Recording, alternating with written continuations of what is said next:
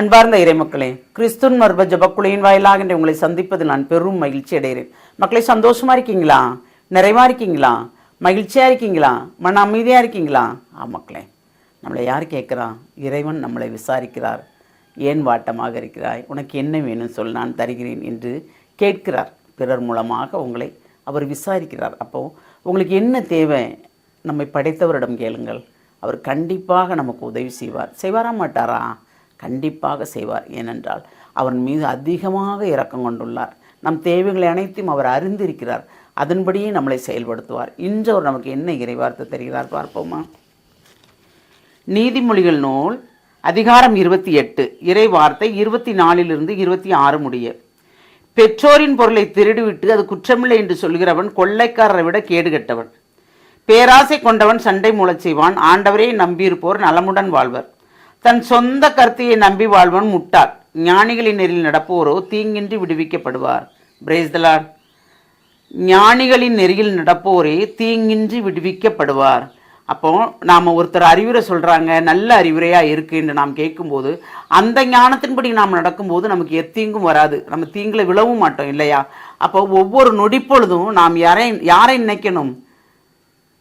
தூய் ஆவியாரை நினைக்கணும். தூய் ஆவியார் நம்மளை செயல்படுத்துகிறார், நம்மளை வழிநடத்துகிறார், நம்மளை ஆற்றுப்படுத்துகிறார், நம்மளை தேற்றுப்படுத்துகிறார் என்று நினைக்கும் போது எல்லாமே நமக்கு நிறைவாக இருக்கும். பாருங்கள், பெற்றோரின் பொருளை திருடி விட்டு அது குற்றமில்லை என்று சொல்லுவாங்க கொள்ளைக்காரங்கிறாங்க.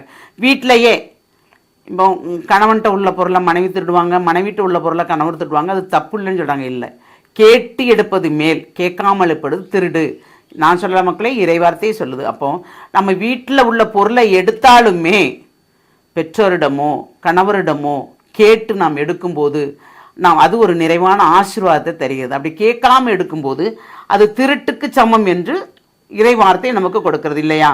எப்போவுமே ஆண்டவரை நம்பியிருப்பவர்கள் நலமாக இருப்பார்கள். நம்ம ஆண்டவரை மட்டும்தான் நம்பி இருக்கிறோம்.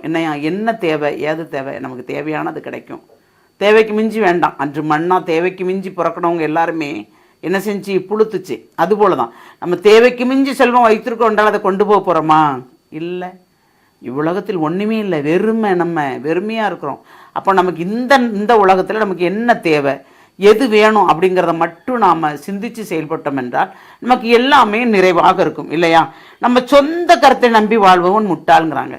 நம்ம சுயமாக இது நான் செஞ்சேன், என்னால் முடியும் அப்படின்னு சொல்கிறாங்க பாருங்கள். அது எப்போவுமே தோல்வியில் தான் போய் முடியும்னு சொல்கிறார் இறை வார்த்தையின் மூலமாக. அப்போ நாம் ஞானத்தோடு செயல்பட வேண்டும் என்றால் நம்மில் இருக்கும் தூய ஆவியாருக்கு அனல் மூட்ட வேண்டும். அப்படி அனல் மூட்டும் போது தூய ஆவியானவர் நம்மளை நல்ல வழியில் வழிநடத்தி செல்வார். அப்படி நல்ல வழியில் நாம் நடத்திப்படும் போது நம்மளால் பிறருக்கும் நன்மை உண்டாகும், இல்லையா? அந்த நன்மையை கேட்போமா?